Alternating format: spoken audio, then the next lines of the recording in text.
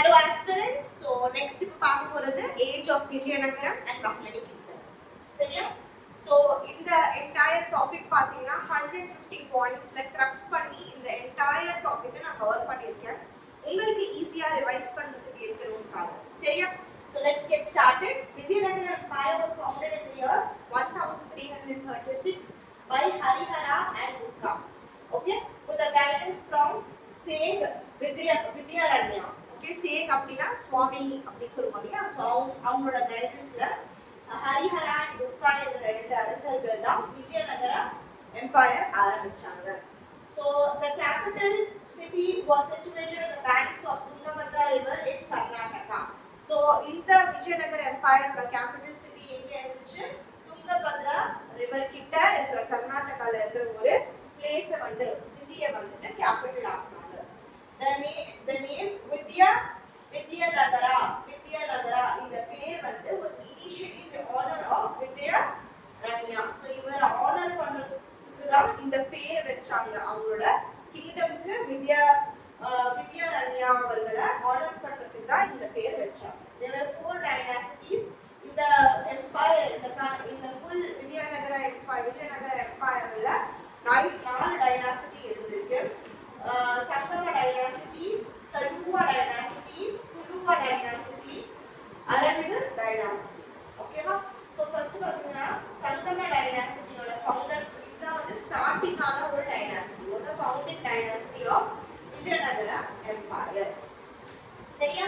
அடுத்து பாத்தீங்கன்னா ஹரிஹரா இவரோட காலம் 1336 ல இருந்து 1356 வரைக்கும். இவர் தான் ஃபர்ஸ்ட் கிங் ஆஃப் விஜயநகர் எம்பையரா இருந்தாரு. சோ ரொம்ப important. First king of Vijayanagar empire Harihara இவரோட தம்பி, okay, his brother Bukka succeeded him and ruled efficiently. So அவருக்கு அப்புறம் யார் வந்தாங்க? Bukka அவரோட தம்பி வந்தாரு. Bukka's son Kumara Kampana defeated the Madurai Sultanate. So ரொம்ப இம்பார்ட்டன்ட். மதுரை சுல்தானேட் யார் டிஃபீட் பண்ணானா? குமார கம்பனா. இவர் யாரு? புக்காவோட son. ஓகேவா? he was a மகன். ஓகேவா? Kumara கம்பனா's victory is recorded in மதுர விஜயம் by கங்கா தேவி. ரொம்ப இம்பார்ட்டன்ட்னா. சோ இவரோட இவரோட வந்து வெற்றியை பத்தி எங்க எழுதிருக்கு? மதுர விஜயம்னு எழுதிருக்கு. இது எழுதினவங்க யாரு? கங்கா தேவி. ஓகேவா? அடுத்த point, Harihara expanded the empire and secured Belgaum and Goa. So Belgaum and Goa யார் வந்து விஜயநகரம் டைனாஸ்டி விஜயநகரம் கிங்டம்க்குள்ள கொண்டு வந்தாங்க? ஹரிஹரா. அதுக்கு அப்புறமா வந்தவர் தான் தேவராயவன். சோ தேவராயவன் என்ன பண்ணாரு அப்படின்னு பாத்தீங்கன்னா கஜபதி ரூலர்ஸ், கஜபதி என்ற ஒரு டைனாசிட்டி இருந்துச்சு. அவங்க வந்து எந்த ஏரியாவை ரூல் பண்ணாங்க? ஒடிசாவை ரூல் பண்ணாங்க. ஓகேவா? அவங்கள வந்து தோற்கடிச்சவர் யாருன்னா தேவராயவன் defeated Gajapati rulers of Odisha and strengthened the kingdom. Okay? So யார் கஜபதி ரூலர்ஸ் தோற்கடிச்சாரு? தேவராயவன். அவருக்கு அப்புறம் வந்தவர் யாரு? தேவராய 2. இவர் வந்து ரொம்ப நோட்டபிளான ஒரு அரசரா இருந்தாரு. Okay, the most notable ruler of Sangama dynasty. Sangama dynasty is the first dynasty of Vijayanagaram kingdom. Modernize the army. ராணுவத்தை ரொம்ப மாடர்னைஸ் பண்ணாரு. Devaraya 2 recruited Muslim soldiers and adopted advanced warfare. ஓகேவா? அடுத்து வந்து என்னது? சலுவா டைனாசிட்டி. சோ சலுவா டைனாசிட்டில நரசிம்ஹா என்ற அரசர் வந்து எப்போ பவருக்கு வந்தாருன்னா 1485ல பவருக்கு வந்தாரு and started what? Saluva dynasty. So யார் சலுவா டைனாசிட்டியோட ஃபர்ஸ்ட் மன்னர்? நரசிம்ஹா. ஓகேவா? ரொம்ப டீப்பான இன்ஃபர்மேஷன்லாம் கிடையாது இதுல, அவ்வளவுதான். அதுக்கப்புறம் பாத்தீங்கன்னா துலுவா டைனாசிட்டி ஆரம்பிச்சது. துலுவா நரச நாயக்க இவர் தான் வந்து துலுவா டைனாசிட்டியை ஸ்டார்ட் பண்ண ஃபர்ஸ்ட் அரசர். Okay, began the Tuluva dynasty after Saluva ruler rule ended. ஓகேவா? அதுக்கப்புறமா பாத்தீங்கன்னா சோ நம்ம இப்போ என்ன பண்ண போறோம்னா we are going to talk about important rulers of Vijayanagara Empire. Okay? So Krishna Devaraya was the greatest ruler of Vijaya Empire.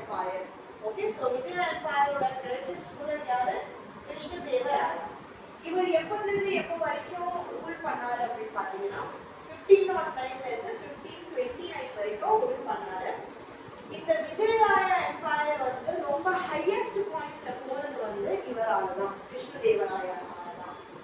அதுக்கப்புறம் he defeated the Bahmani Sultanate, Gajapatis of Odisha and expanded the east sideல வந்து expansion இவர் தான் பண்ணாரு. சரியா? He maintained friendly relations with Portuguese and improved trade. So இவர் வந்து ட்ரேடிங்ல வந்து ரொம்ப நல்லா ஸ்ட்ராங்கா இருந்திருக்காரு. He constructed famous temples like பார்க்கோங்க Hazara Rama, Krishna and வித்தல Swami at Hampi வந்து கர்நாடகால இருக்கிற ஒரு சிட்டி. இங்க வந்து இவர் நிறைய டெம்பிள்ஸ்லாம் கட்டியிருக்காரு. ஓகே, அடுத்தது கிருஷ்ணதேவராயா wrote Telugu epic அமுக்தமல்யடா யார் எழுதினாரு? கிருஷ்ணதேவராயா தான் எழுதினாரு. இதோட லாங்குவேஜ் பாத்தீங்கன்னா தெலுங்குல இருக்கு. He also authored the Sanskrit drama, okay, Jambavati Kalyanam. இது எந்த லாங்குவேஜ்ல இருக்கிற ஒரு டிராமா? சான்ஸ்கிரிட் டிராமா ஜம்பவதி கல்யாணம். சரியா? அதுக்கப்புறம் இவரோட கோர்ட்ல பாத்தீங்கன்னா had 8 renowned poets. சோ இதுல இருந்து நமக்கு என்ன தெரியுது? அவருக்கு போயிட்டுலாம் ரொம்ப நல்லா பிடிக்கும் அப்படின்னு தெரியுது. சோ அந்த 8 renowned poets அவர் என்னன்னு கூப்பிட்டாரு?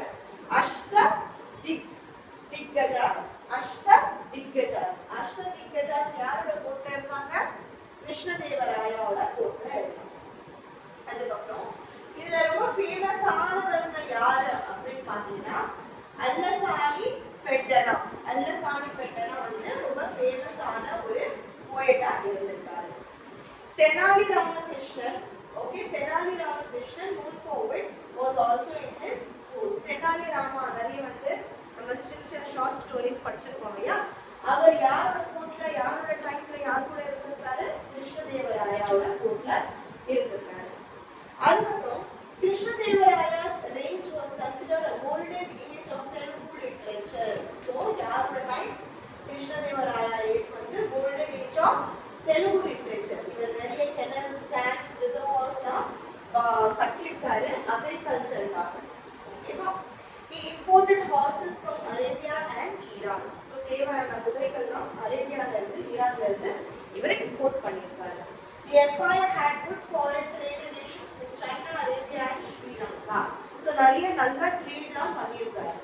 அதுக்கப்புறம் ராயகோபுரம், ஓகேவா, tall temple gateways, ராயகோபுரம் இது வந்து were constructed in his honor. அவருக்காக தான், கிருஷ்ணதேவராயாக்காக தான் ராயகோபுரம் என்ற பெரிய பெரிய டெம்பிள்ஸ் வந்து கட்டியிருக்காங்க அப்படின்னு சொல்றாங்க.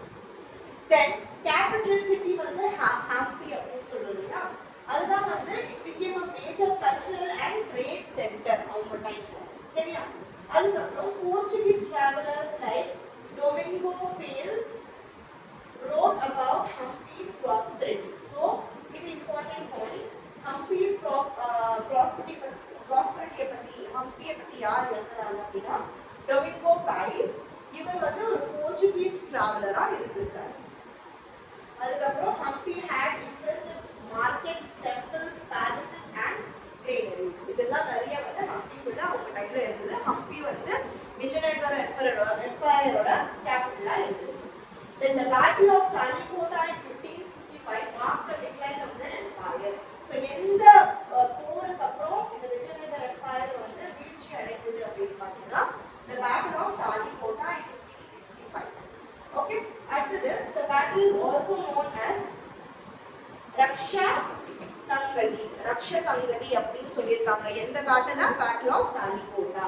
ஓகே, ரக்ஷதங்கதி அப்படின்னு சொல்லியிருக்காங்க. அடுத்து எத்தனை இம்பார்ட்டன்ட் பாயிண்ட்ஸ் இருக்கு தெரியுமா? நீங்க உங்களோட ஒர்க் ரொம்ப ரொம்ப கம்மியாயிடுச்சு. நீங்க இந்த ரெக்கார்டிங்கை வந்து அடிக்கடி கேட்டுட்டு இருந்தாலும் போதும். உங்களுக்கு நீங்க உட்கார்ந்து மனப்பாடம் பண்ணணும்னு கூட அவசியம் கிடையாது.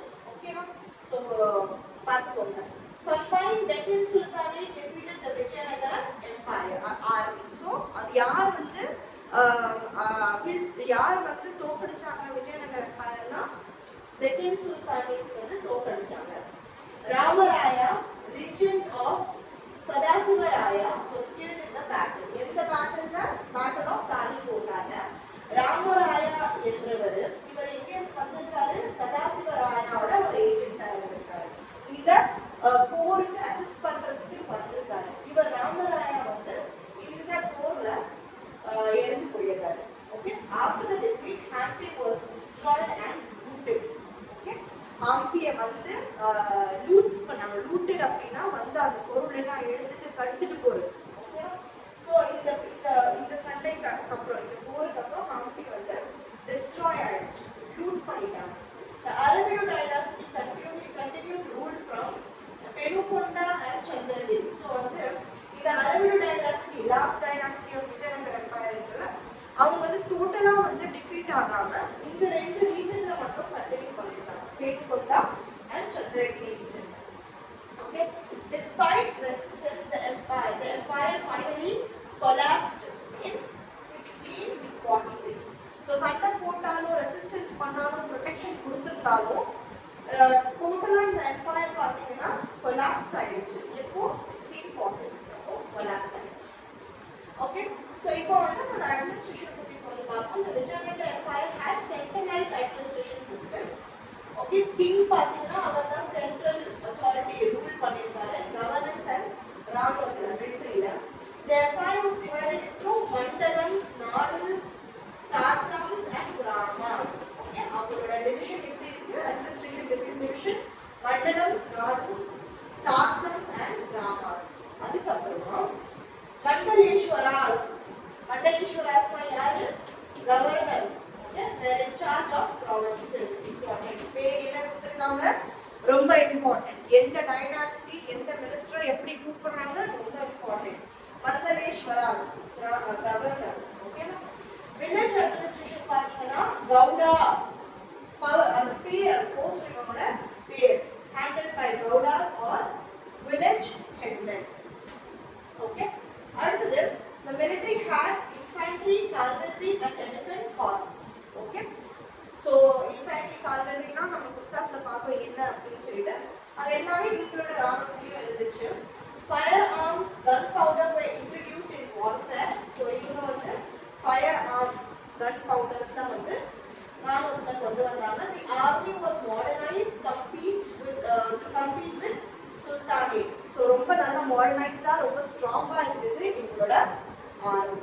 ஓகே, அக்ரிகல்ச்சர் பாத்தீங்கன்னா அவங்களோட மெயின் ஆக்குபேஷனா இருந்துச்சு. பேக் போன் ஆஃப் எக்கானமி கூட அக்ரிகல்ச்சர் தான் இருந்தது. ஓகே, விவசாயம். Large tanks and canals were constructed to ensure irrigation. So agriculture தான் ஸ்ட்ராங்கா இருந்துக்கு அப்படின்னா அப்போ டேங்க்ஸ், கெனல்ஸ், டேம்ஸ்லாம் வந்து நிறைய இருந்திருக்கு. ஓகேவா? அடுத்தது பார்த்தீங்கன்னா agriculture was supported by state investment in irrigation projects. So state தான் வந்து லைக் என்ன பண்ணுறது, நிறைய வந்து இரிகேஷன் ப்ராஜெக்ட்ஸ்க்கு காசு கொடுத்துருக்கு. ஓகே, விவசாயத்துக்காக. Private landowners and temples also funded irrigation works. So நிறைய private landowners temples ல இருந்தும் இந்த irrigation work-காக funds வந்தது. Abdul Razak, a Persian visitor, praised the irrigation system of Vijayanagar. So இந்த பேர் ரொம்ப important. Abdul Razak எங்கிருந்து வந்திருக்காரு? Persian visitor. Vijayanagar had flourishing cottage industries like textile, metallurgy and mining. இதெல்லாம் கூட அவங்களோட எக்கானமில கான்ட்ரிபியூட் பண்ணிருக்கு. Craftsmen and traders were organized into professional guilds. Okay, guilds அப்படினா groups. So craftsmen ஓட group, traders ஓட groups, organizations தான் இருந்திருக்கு அப்படின்னு சொல்றாங்க. Each craft or trade had its own guild or regulate quality and standard. To regulate quality and standard. So craftsmen and traders na avanga organization irundhu. Vijayanagar engaged in foreign trade with Persia, China, Sri Lanka and Arabia. So avanga trading partners na indha countries la irundhu irundanga. Horses, precious stones, spices, textiles, perfumes were key trading items. இதெல்லாம் வந்து trade பண்ணிருக்காங்க. The empire earned significant custom revenue from coastal trade. So coastலயும் நிறைய trade பண்ணிருக்காங்க. கடலோரமாகவும் நிறைய trade பண்ணியிருக்காங்க. நல்ல customs வாங்கியிருக்காங்க அந்த ட்ரேடிங்காக. Gold coins called varahas, very important. அவங்க என்ன கொடுத்தாங்க? Gold coins varahas were issued and used for large transaction. புரியுதா? So large transactionக்காக கோல்டு காயின்ஸ் யூஸ் பண்ணிருக்காங்க.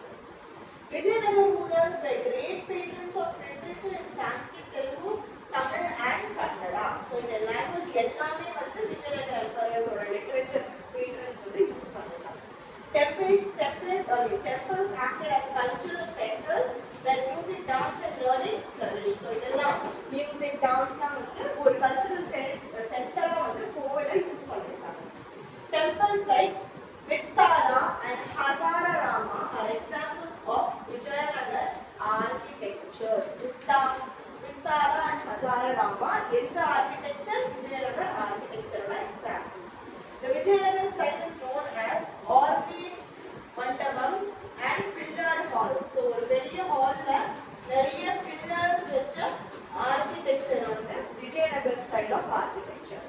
Sculptures commonly featured horses, scenes from epics like Ramayana. So அவங்களோட sculpturesல என்ன இருக்கும்? Horses இருக்கும், இல்லனா ராமாயணோட pictures இருக்கும். Okay?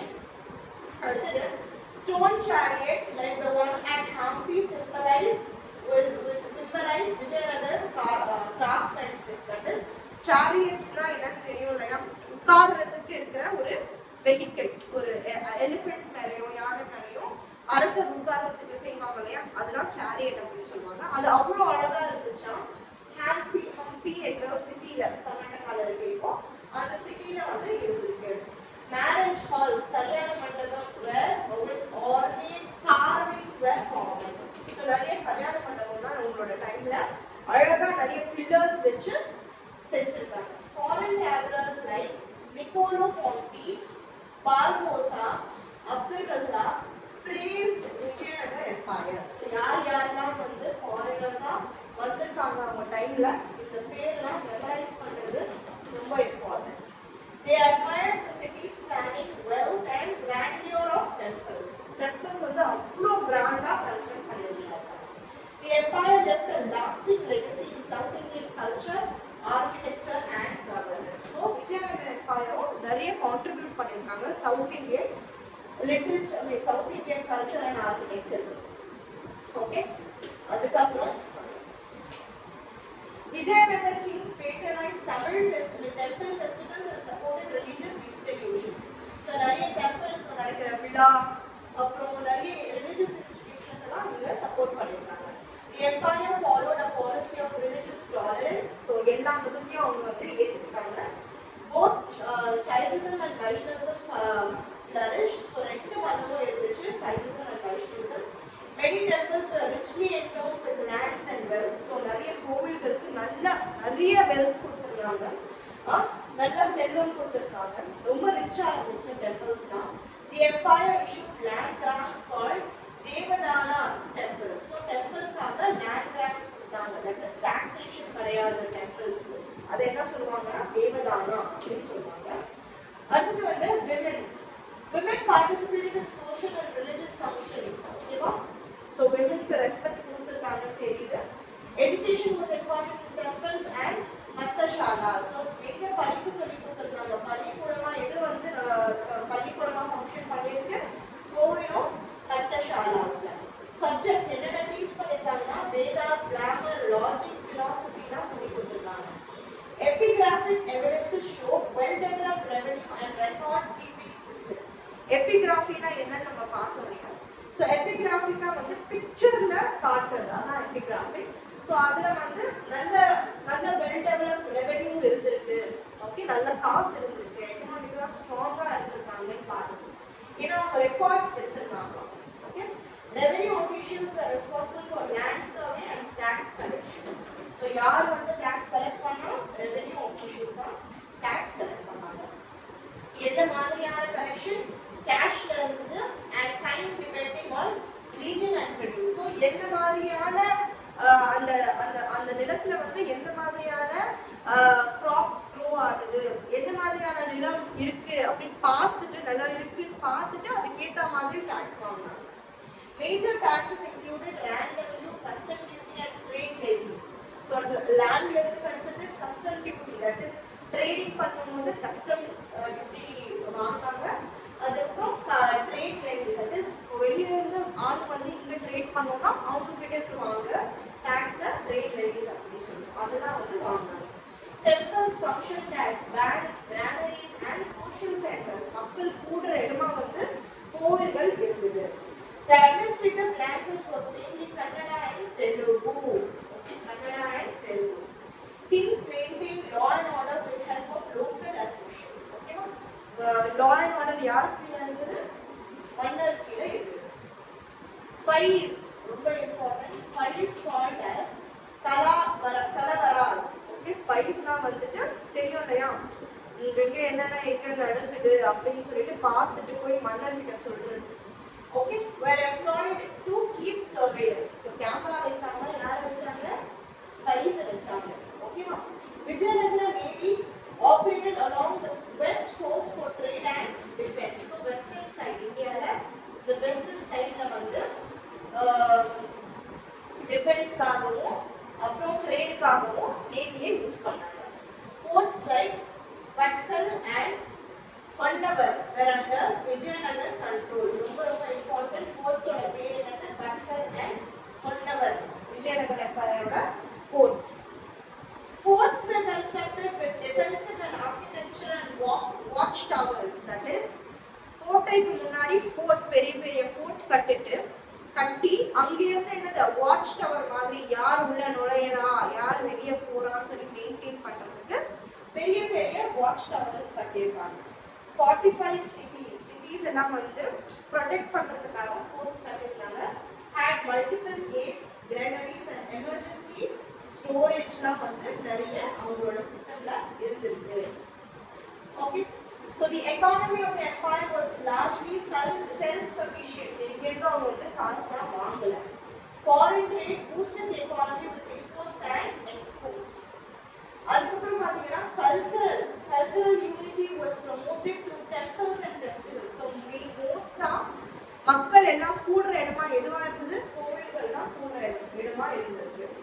Krishnadevaraya's court has 8 literacy scholars. இப்பதான் நம்ம பார்த்தோம் அஷ்ட திக்கஜாஸ். ஓகேவா? 8 literacy scholars. அவங்க யாரு? அஷ்ட திக்கஜாஸ். Notable among them were Tenali Ramakrishnan and Allasani Pettara. Okay, இந்த ரெண்டு பேர் யாரோட கோர்ட்ல இருந்தாங்க? கிருஷ்ண தேவராயாஸ் கோர்ட்ஸ்ல இருந்தாங்க. அடுத்தது, so Krishna Devaraya himself authored, இது நம்ம பார்த்தோம், அமுக்தமல் எடா தெலுங்குல இவரு எழுதினாரு. ஓகே, so எப்போ இந்த விஜயநகர எம்பயர் எண்ட் ஆச்சு? defeated Talikota in 1564. இது வந்து ஒரு மாதிரியான ரிவிஷன் மாதிரி தான் திருப்பி வந்திருக்கு. Hampi was looted and left ruins by யார் வந்து தடுத்துனாங்க ஹம்பி என்ற ஒரு சிட்டியை? Deccan Sultanates. Okay, Arabic dynasty ruled in the region 1646 la. Vijayanagar's constitution remained visible in South Indian culture today. Okay, recap the points. இப்போ பாத்தீங்கன்னா Bahmani Sultanate. Okay, so Bahmani Sultanate யார் found பண்ணாங்கன்னா Alauddin Hasan Bahman Shah. எந்த இயர்னா 1347ல இவர் தான் வந்து பஹ்மனி சுல்தானேட்டை found பண்ணியிருக்காரு. He declared independence from Delhi Sultanate. So இவர் வந்து டெல்லி சுல்தானேட் கூட இருந்திருக்காரு. அதுக்கப்புறம் வேணாம், இல்ல நான் இண்டிபெண்டன்ட் அப்படின்னு சொல்லிட்டு டிக்ளேர் பண்ணியிருக்காரு. The first capital was Gulbarga. So Bahmani kingdom ஓட first capital எது? Gulbarga. Later வந்து விடாருக்கு ஷிஃப்ட் பண்ணியிருக்காங்க 1429. The kingdom was divided into 4 provinces called as Tarafs அப்படின்னு சொல்லிட்டு இந்த kingdom divide பண்ணிருக்காங்க. Each Taraf was governed by military officer. Okay, no, military officer responsible for administration and revenue. So military officer தான் administration பார்த்துக்கணும், revenue பார்த்துக்கணும். Okay, அதுக்கப்புறம் அது நம்ம ஆளுங்க மன்னர்களை பத்தி பார்ப்போம். முகமது ஷாவன் வந்து யாருக்கு அப்புறம் வந்திருக்காங்க? ஹசன் பஹ்மனுக்கு அப்புறம் கிங்டம். ஸோ ஹசன் மஹமதுக்கு அப்புறம் யார் வந்தா? முகமது ஷா வந்திருக்காரு. Muhammad Shah conquer Warangal and Golconda. So முதல்ல வந்து குல்பர்கா கேபிட்டலா இருந்திருக்கு. அதுக்கப்புறம் முகமது ஷா வந்தா வரங்கலும் கோல்கொண்டாவையும் அவர் என்ன பண்ணியிருக்காரு? கான்கர் பண்ணியிருக்காரு. Gaining wealth and turquoise throne. So நிறைய வெல்த், நிறைய என்ன சொல்றது, நிறைய வெல்த் அவர் கெயின் பண்ணியிருக்காரு. வரங்கல் அண்ட் கோல்கொண்டா வந்து வாங்கி அனெக்ஸ் பண்ணி கான்க்வெஸ்ட் பண்ணி. ஓகேவா? He also encouraged migration of Persian, Arabs and Turks into Baghdad. So Persian people, Arab people, Turk people எல்லாம் வந்துட்டு அவர் வந்து என்கரேஜ் பண்ணியிருக்காரு அங்க இருந்து இங்க வர்றதுக்கு. Mohammed Shah built large mosques, நிறைய வந்து மசூதியை கட்டியிருக்காரு. சென்டர்ஸ் ஃபார் லேர்னிங்ஸ் கட்டியிருக்காரு. மதரசா அப்படின்னு சொல்லுங்க, அதெல்லாம் கட்டியிருக்காரு Muhammad Shah. Successors like Mahmud Gawal played key roles in administration and army. ஓகேவா? மஹ்மூத் கவல் வந்துட்டு இவருக்கு அப்புறம் முகமது ஷா அப்புறம் வந்தவர் நிறைய நல்ல இம்பார்ட்டன்ட் ரோல்ஸ் ப்ளே பண்ணியிருக்காரு அட்மினிஸ்ட்ரேஷனுக்கும் மிலிட்ரிக்கும். ஓகே, அடுத்தது கவல் reorganized the 4 tariffs into 8 provinces for efficient governance. முதல்ல வந்து 4 தாரப்ஸா இருந்துச்சு, அதை வந்து 8 ப்ராவின்சஸா கன்வெர்ட் பண்ணவர் யாருன்னா மஹ்மூத் கவல் தான் கன்வெர்ட் பண்ணியிருக்காரு. He cracked nobles' power by allowing them to control only 1/4 each time. That is, என்ன சொல்றது, நிறைய மகாராஜாக்கள்லாம் ரொம்ப அலட்சியமா வாழ்ந்துட்டு இருந்தாங்க. அதெல்லாம் அவர் கண்ட்ரோல்ல கொண்டு வந்திருக்காரு. யாரு? மஹ்மூத் கவல். ஒரு ராஜாவுக்கு ஒரு கோட்டை தான் அப்படின்னு சொல்லி கொடுத்திருக்காரு. Okay, land measurements and revenue reforms were introduced to increase state income. So நிலத்தை வந்து மெஷர் பண்ணி அந்த அளவுக்கு டாக்ஸ் வாங்கினாங்க. ஸோ இந்த மாதிரியான ரிஃபார்ம்ஸ் பண்ணதுனால ஸ்டேபிளா இருந்திருக்கு எம்பையர் அப்படின்னு சொல்றாங்க. கவர்ன் பில்ட் கிராண்ட் பிதார் மதரசா. ஓகே, ஸோ பிதார் மதரசா யாரு கட்டினது? மஹ்மூத் கவல் தான் கட்டியிருக்காரு. 1472ல எந்த மாதிரியான ஸ்டைல்ல? பர்ஷியன் ஆர்கிடெக்சரல் ஸ்டைல் வந்து யூஸ் பண்ணி கட்டியிருக்காரு. ஓகே, அதுக்கப்புறம் the madrasa had 3 story facades. இந்த மதரசாக்குள்ள என்னென்ன இருந்திருக்கு? மசூதி இருந்திருக்கு, லைப்ரரி இருந்திருக்கு. Of what? 3000 manuscripts இருந்த லைப்ரரி இருந்திருக்கு.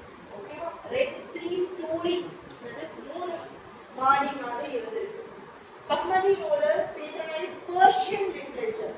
ஓகேவா? இவங்களுக்கு எந்த லிட்டரேச்சர் பிடிச்சிருந்திருக்கு? Persian literature and Deccani miniature painting. டெக்கனினா சென்ட்ரல் இந்தியா, அந்த ஹைதராபாத் ரீஜன் இருக்கு இல்லையா, அந்த ரீஜனை டெக்கனின்னு சொல்லுவாங்க. அங்கே மினியேச்சர் பெயிண்டிங்லாம் ரொம்ப அவங்களுக்கு பிடிச்சிருந்துருக்கு. அவங்களோட ஆர்கிடெக்சர் எப்படி இருந்திருக்குன்னா Indo Islamic architecture flourished. Okay, Indian and Islamic ஸ்டைலான ஒரு ஆர்கிடெக்சராக இருந்தது. Gulbarga Bidar mosques are prime examples. நிறைய வந்து மசூதி இருக்கு குல்பர்காலையும் பிதார்லையும். இந்த மசூதிலாம் அவங்களோட ஆர்கிடெக்சரை காட்டுது. The Sultanate maintained a strong cavalry with Turkish archers and early artillery. So நிறைய வந்துட்டு என்ன சொல்லுவாங்க, ஆர்ச்சர்ஸ்னா அந்த bow and arrow வச்சு அடிப்பாங்க இல்லையா. ஸோ அவங்களோட ஸ்டைல்னா இவங்க வந்து நிறைய அடாப்ட் பண்ணியிருக்காங்க.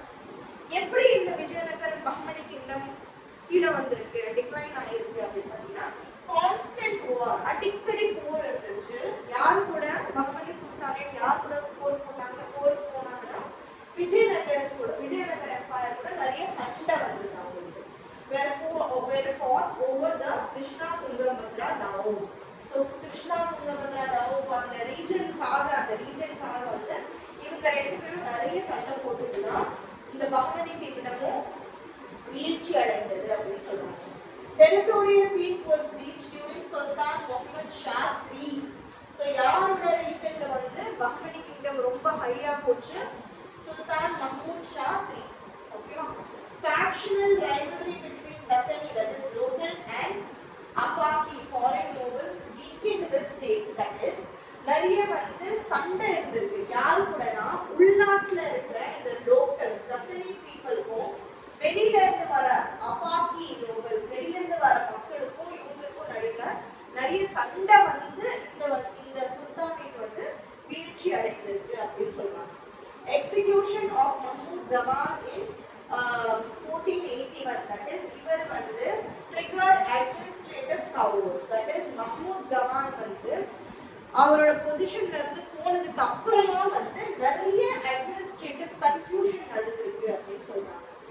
After 1580, the Mahamani kingdom fragmented into 5 Deccan sultanates. So, the Mahamani kingdom ஃபுல்லா வந்து சின்ன சின்னதா 5 Deccan sultanate பிரிஞ்சிருச்சாம். எப்போ 1518 அப்புறம் gold tanka and silver dirham coins. So gold coins என்ன கூப்பிட்டாங்க tanka, silver coins dirham அப்படி கூப்பிட்டாங்க. Gold elegant Persian inscription. So in the gold coins silver coins மேல என்ன எழுதிருக்காங்க? Persiansல கல்வெட்டுகள் இருக்கு அப்படின்னு சொல்றாங்க. அதுக்கப்புறம் பாத்தீங்கன்னா agriculture relied on well stands, cotton, millets, pulse were chief crop. So நிறைய வந்துட்டு விவசாயம் வந்து என்னவா இருக்கு, யார் மேல டிபெண்ட் பண்ணிருக்கு, bells and tanks மேல டிபெண்ட் பண்ணிருக்கு. Overseas trade in horses, diamonds, textiles enriched the Bahmani treasury. So நிறைய வந்து வர்த்தகம் பண்ணிருக்காங்க, ட்ரேட் பண்ணிருக்காங்க. Sufi saints were venerated. Okay, so Islamic scholars என்ன சொல்றாங்க, saints அப்படின்னு சொல்றாங்க. ஸோ அந்த சூஃபி செயின்ஸோட தர்காஸ்லாம் வந்து ரொம்ப நல்லா ப்ராமினெண்ட்டாக இருந்திருக்கு, ரொம்ப நல்லா வளர்ந்துருக்கு. எந்த டைம்ல, இவங்களோட டைம்ல தான். தர்காஸ் அண்ட் குல்பர்கா அண்ட் இதா பிகேம் பில்கிரிமேஜ் சென்டர். மக்கள் அங்கே போய் விசிட் பண்ணுற ஒரு சென்டராக மாறிருக்கு. Indo Saracenic fort style, that is Indo சராசனிக்னா இந்தியன் ஆர்கிடெக்சர், பர்ஷியன் ஆர்கிடெக்சர் ரெண்டுமே மிக்ஸ் பண்ணியான ஒரு ஆர்கிடெக்சர். Can be seen in Golconda, influenced by Deccan military architecture. So இவங்களோட ஆர்கிடெக்சரை என்ன சொல்லுவாங்க, இண்டோ சராசனிக் அப்படின்னு சொல்றாங்க.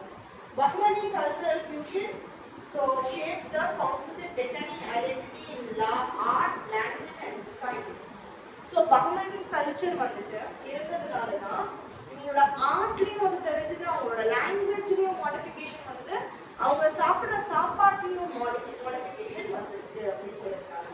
ஸோ Bahmani culture வந்து டெக்கான்ல இருக்கிற மக்களோட ஐடென்டிட்டியை சேஞ்ச் பண்ணிருக்காங்க அப்படின்னு சொல்றாங்க. அதுக்கப்புறம் the Bahmani sultanates downfall led to the rise of 5 Deccan sultanates. இப்போதான் நான் சொன்னேன். எது அப்படின்னு பாத்தீங்கன்னா சுல்தான் ஆஃப் பிஜப்பூர், கோல்கண்டா, பீதார், அஹ்மத்நகர், பீரார். இந்த 5 டெக்கன் சுல்தான்ஸா பிரிஞ்சுட்டாங்க. யாரு? Bahmani sultanates 5 Deccan சுல்தான்ஸா பிரிஞ்சுட்டாங்க. இந்த 5 பேரும் ரொம்ப important. The sultanates often fought with each other with Vijayanagar for supremacy. So இந்த sultanates எல்லாரும் யார் கூட அடிக்கடி சண்டை போட்டாங்கன்னா விஜயநகர எம்பரர் கூட சண்டை போட்டுருக்காங்க. Bahmani rule set foundation for Islamic culture in Deccan India. So பஹமன்கர் வந்து இஸ்லாமிய ரூல்ஸ்லாம் வந்து டெக்கன் இந்தியால கொண்டு வந்தாங்க. Persian language became fourth language under Bahmani patronage. So எந்த லாங்குவேஜ் வந்து ரொம்ப அவங்க இம்பார்ட்டன்ஸ் கொடுத்துருக்காங்கன்னா பர்ஷியன் லாங்குவேஜை இம்பார்ட்டன்ஸ் கொடுத்துருக்காங்க. Bahmani legacy continued to successors came in architecture and administration. அவங்களோட லெகசி, பஹ்மனியோட கல்ச்சரல் அண்ட் ஆர்கிடெக்சரல் லெகசி அப்படியே ஃபாலோ ஆயிட்டே வந்திருக்கு அப்படின்னு சொல்றாங்க. Then Bahmani empire promoted Indo-Islamic architecture. அது நம்ம புரிஞ்சிட்டோம். Coinage reflected, coins na நாணயங்கள் reflected economic stability and prosperity. ஏன்னா கோல்ட்ல சில்வர்ல தான் நாணயங்கள் இருக்கு. ஸோ அப்போ அந்த ரீஜன் வந்து ரொம்ப ஸ்ட்ராங்கா இருக்கு. Bidar became important cultural hub under Bahmani rule. So எந்த region? Bidar region. Trade ties with the Persian Gulf, Red Sea regions expanded. So வர்த்தகம் யார் கூட? பர்ஷியன் பீப்புள் கூடயும் Red Sea, that is Arab countries நிறைய trade பண்ணிருக்காங்க. Bahmani kings built royal gardens, palaces, public halls. இதெல்லாம் வந்து நிறைய கட்டியிருக்காங்க. They also constructed caravanseries. Caravanseries are resting houses for travelers and merchants. So business பண்றதுக்கு வர ஆளுங்களுக்கு தங்குறதுக்கு ரெஸ்டிங் ஹவுசஸ்லாம் இவங்க வந்து கட்டியிருக்காங்க அப்படின்னு சொல்றாங்க. ஓகே, அடுத்தது artisan and architects were invited from Persia and Central Asia. So நிறைய ஆர்ட் பண்றவங்க ஆர்டிஷன்ஸையும் ஆர்கிடெக்ட்ஸையும் வெளிநாட்டுல இருந்து இவங்க கூப்பிட்டுருக்காங்க. ஓகேவா? Bahmani rule encouraged religious tolerance between Muslims and Hindus. So Bahmani sultans வந்து ரொம்ப நல்ல பீஸ்ஃபுல்லான ஒரு administration பண்ணிருக்காங்க. Bahmani rulers maintained diplomatic relations with Ottoman Empire. Ottoman Empire வந்து Turks and Arab countries ஓட empire. So அவங்க கூட ரொம்ப ஃப்ரெண்ட்லியா இருந்திருக்காங்க, டிப்ளோமேட்டிக்கா இருந்திருக்காங்க. Education was accessible through madrasas and private tutors. So இங்க நிறைய madrasas, நிறைய மசூதிகள்லாம் கட்டினாங்க இல்லையா. So Mahmud Ghavan's reforms had a long-term impact on Deccan politics. Mahmud Ghavan வந்து இவர் ரொம்ப நல்ல பாலிடிக்ஸ், நல்ல அட்மினிஸ்ட்ரேஷன் பாலிசிஸ்லாம் கொண்டு வந்திருக்காரு. ஸோ அது ரொம்ப கண்டினியூஸா அது வந்து நிறைய டெக்கன் ரீஜன்ல இப்போ கூட யூஸ் பண்றாங்க அப்படின்னு சொல்றாங்க. Bahmani Navy supported trade and defense in Arabian Sea. So Bahmani Navy எங்க இருக்கு? Arabian Sea ல இருக்கு. அதுக்கப்புறமா artistic elements from Bahmani era survive in Deccan temples. So Deccan temples-ல நம்ம வந்து artistic அவங்களோட ஆர்ட் எல்லாம் வந்து Deccan temples-ல பார்க்க முடியும். அவங்க கட்டின கோட்டைகள் எல்லாம் பார்க்க முடியும் அப்படின்னு சொல்றாங்க. Bahmani and Vijayanagara kingdom together shaped the medieval South Indian history. So South Indian history-ல ஒரு மேஜர் ரோல் வந்து ப்ளே பண்ணிருக்காங்க விஜயநகர் அண்ட் Bahmani kingdom. ஓகேவா?